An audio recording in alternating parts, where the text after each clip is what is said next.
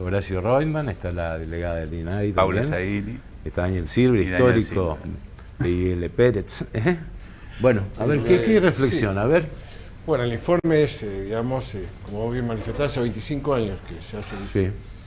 Sí. Y lamentablemente la cantidad de denuncias no han disminuido, han aumentado, digamos.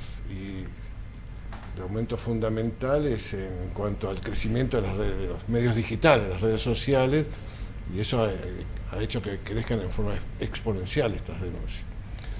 Y el tema de las redes sociales no es un hecho menor, porque empezamos con las redes sociales, empezamos con esos discursos y después derivan en otros hechos mucho más graves. Pero sí, hay 427 denuncias y lógicamente los hechos de antisemitismo son mucho más. Y acá, digamos, incluso denuncias no están todas referidas a antisemitismo. La mesa de la DAIA recibe denuncias de discriminación o ataques de otro tipo también. Y el crecimiento es muy notable. O sea que es un hecho como para tener en cuenta y atenderlo en forma muy especial. Así que no es todo tan claro y tan lindo como se ve. Tampoco es tan grave en Argentina. Debemos ser cautos en ese sentido. O sea, creo que con relación a otros países, hay otros países que es mucho más grave, pero no deja de ser grave, digamos, la situación del crecimiento que se está dando en los últimos tiempos. Sí. Sí, efectivamente. Mira, a mí, Sí. yo también estoy hojeándolo hoy al informe. Sí, antes de venir acá, es preocupante el tema de que se utilizan las redes, ¿no es cierto? Lo que te permite todo el anonimato. O sea, que uno puede despacharse, entre comillas, alegremente y decir lo que se nos antoja, ¿no es cierto? Y en este caso es muy preocupante justamente por eso, porque lo dice gente que vaya a saber qué es lo que piensa, ¿no es cierto? Piensa eso, ¿no es cierto? No es que vaya a saber, piensa eso, pero ¿cuántos hay que están ocultos que no sabemos? Pero yo lo que quería destacar, porque leía en el informe, lo que me preocupa es lo de la Argentina, pero también uno ve que a escala mundial, ¿no es cierto?, se producen muchos hechos de carácter, vamos a llamarle así genérico, racista, xenofóbico, donde la colectividad judía tiene una parte, pero también hay hacia otros sectores, ¿no es cierto?, y eso es lo grave, que uno piensa, estamos en pleno siglo XXI, donde debería haber un margen de tolerancia, de respeto hacia el otro, ya vamos a decir, ya no de respeto, por lo menos de tolerancia hacia los otros, y sin embargo eso no existe y al contrario se ha agravado. Ahora, Daniel, más allá de las ideologías, ¿no? Pero ¿qué es lo que despierta a nivel mundial? Porque, es decir, las últimas elecciones en Italia con raíces fascistas, en Suecia, un país socialdemócrata con raíces nazis, es decir, o sea, ¿cómo se está interpretando eso? En ¿no? Europa es muy preocupante, no solo es Hungría, es Polonia, Hungría. Los regímenes de extrema derecha, el crecimiento de Vox en España. Sí, en Holanda, en Holanda, donde justamente se caracterizó durante las dictaduras latinoamericanas de recibir a los exiliados de una manera extraordinariamente beneficiosa. Suecia también.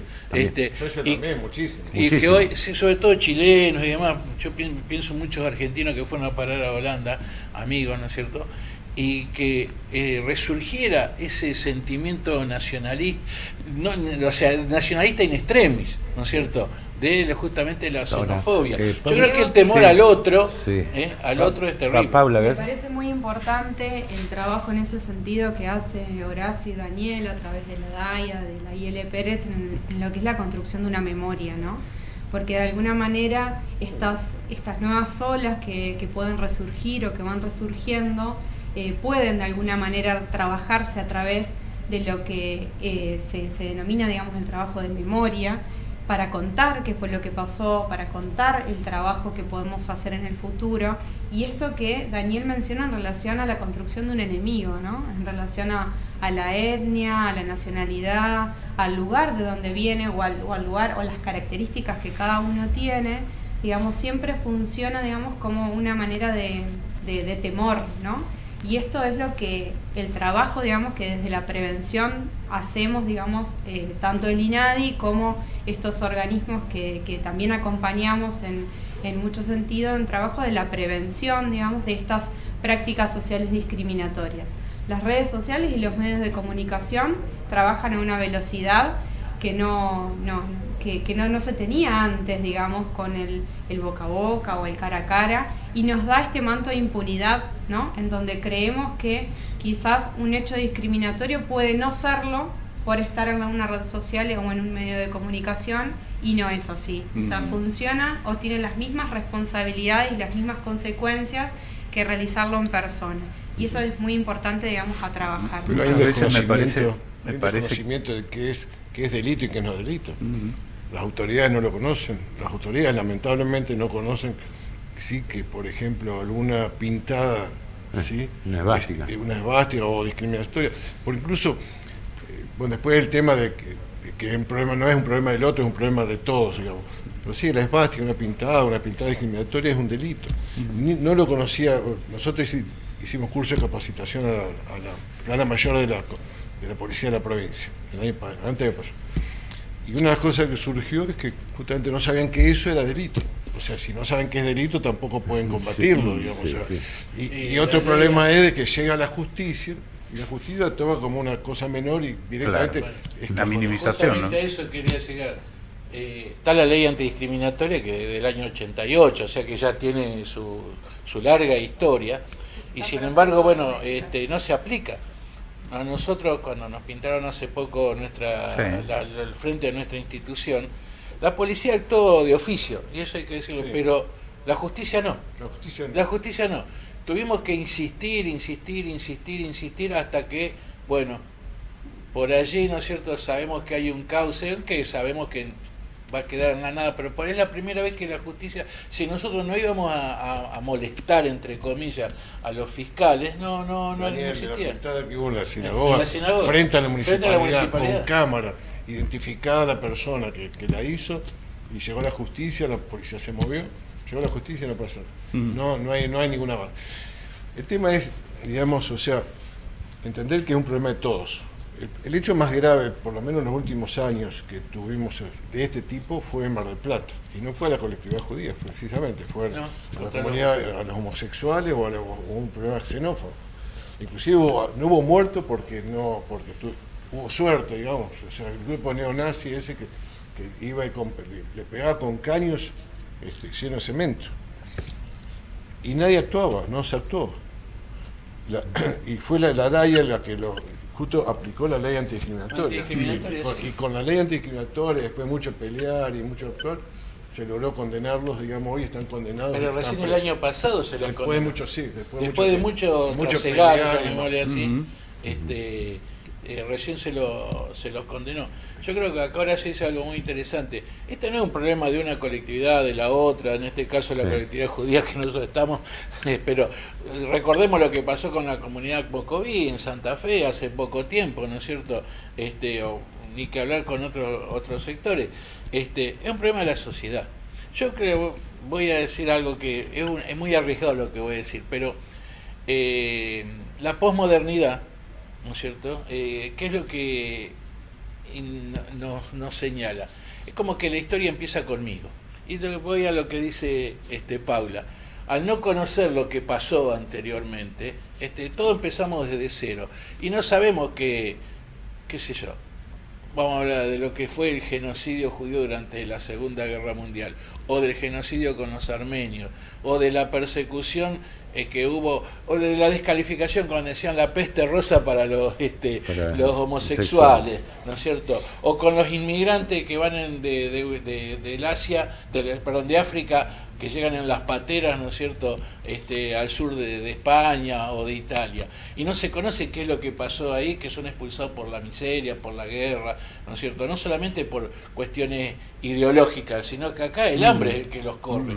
Y van a buscar al lugar donde puedan estar un poquito mejor. Entonces, cuando la posmodernidad te dice, todo empieza cuando yo llego, es difícil que entonces que se comprenda todo lo pasado, y creo que lo que dice Paula es fundamental, esto de trabajar sobre la memoria. Guillermo, en el bloque anterior formulaba una pregunta que yo voy a plantearla en esta, ¿no? ¿Qué responsabilidad tienen los medios? Pero no solamente el medio tradicional, la tele, el diario, sino hoy esto de el reenvío vía WhatsApp o el copiar y pegar de un posteo en Facebook. ¿Cómo se hace para prevenir eso o de qué manera responsablemente uno puede decir, paro la cadena acá? Creo, y debo asumir toda la responsabilidad que tenemos los dirigentes, los que estamos al frente, no estamos en condiciones ni capacitados para hacer frente a ese problema. Es la triste realidad. No hay forma de... Horacio, no estamos preparados, ni sabemos cómo hacer. Paula, yo estoy convencido también que más allá de desconocer la historia, me parece que muchos gestos discriminatorios nacen de la mesa familiar. Seguro. Donde están comiendo el padre, la madre, el hijo, y le dice ese negro de M, ese judío de M, ese chino que... Creo que también forma parte, ¿no? O sea, me parece que necesitamos un cambio cultural, Paula, ¿o no? En el informe que realizó la DAIA había diferentes aristas de qué era lo que se había denunciado, ¿no? Y uno de ellos era prejuicios y estereotipos en relación a la comunidad judía. Y creo que esto es clave en lo que vos estás diciendo, Guillermo, en función de que todo lo que son las prácticas sociales discriminatorias que tenemos a diario todos, todas y todes, porque la realidad es que estamos inmersos en una sociedad en donde todos y todas tenemos prejuicios en relación a las otras personas, la responsabilidad que tenemos ahí en relación a eso es poder reflexionar sobre esos prejuicios y esos estereotipos que tenemos y apelando a una responsabilidad individual, como dice Horacio, en función de que esos prejuicios y estereotipos no se conviertan luego en actos discriminatorios concretos. Porque en este abanico de las denuncias que se recibían estaban prejuicios y estereotipos, negacionismo, banalización del holocausto, por ejemplo, pintadas y esvásticas que aparecían. Había como un amplio abanico, digamos, de estas denuncias, pero el que más me llamó la atención es el que trabajamos a diario con la mayoría de los colectivos o de los grupos de personas históricamente vulneradas, que es el de los prejuicios y estereotipos, y creo que ahí la prevención, la sensibilización y la reflexión, tanto en la familia como en la escuela, puede funcionar de manera muy concreta para luego evitar actos de discriminación concretos y mucho más graves y violentos. ¿En el INADI cuáles son los principales hechos que se denuncian? En el INADI tenemos, de alguna manera, se puede dividir en dos. Los hechos que más se denuncian son los que están relacionados con las personas con discapacidad, ¿sí? Y aquellos que están dentro del ámbito laboral, ¿sí? Ahora, en relación al último mapa de la discriminación que realizó el INADI en el año 2019, del cual participó la Universidad Nacional del Litoral, que fue un mapa nacional, se pudo reflejar que el ámbito en el que mayores situaciones de discriminación se vivenciaron o se sufrieron fue el ámbito educativo, ¿sí?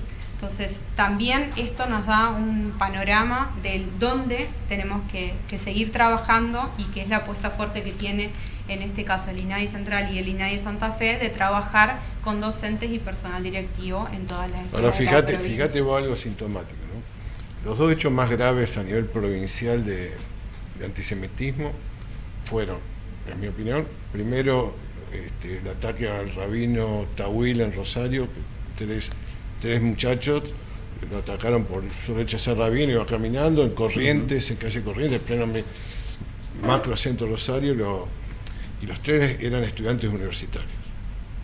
Los tres eran estudiantes universitarios del interior de la provincia, que quizás nunca habían visto un judío, pero fueron tres universitarios. Y el otro hecho diferente, y eso fue un ataque físico y complicado, digamos. Y el otro hecho no fue físico, pero fue muy duro. Un taxista que en la ciudad de Rosario, cuando se enteró que una chica que llevaba, una joven que llevaba, era judía, la hizo bajar. La bajó. Por ser judía, yo no llevo judíos. Y el taxista era abogado. Sí. Era un abogado. Parece mentira estar hablando en el siglo XXI de esta historia, sí, ¿no?